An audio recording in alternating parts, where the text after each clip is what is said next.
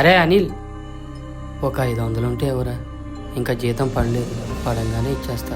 హే, దానికంతా చేయి పెట్టుకుంటూ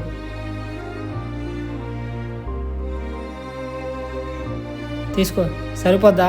ఆ, ఇంకేమైనా కావాలంటే అడుగు. కాల్ చేశారనా? ఆ,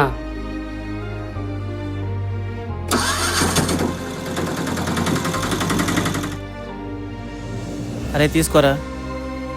ఏంట్రా ఏదో ఆలోచిస్తున్నావు? ఏం లేదురా, మా నాన్న ఎప్పుడు నాకేం అడగలేదురా.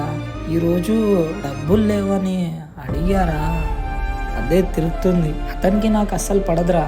అయినా అలా అడగంగానే ఏదో తెలియని బాధగా ఉంది. వదిలే, టీ తాగు.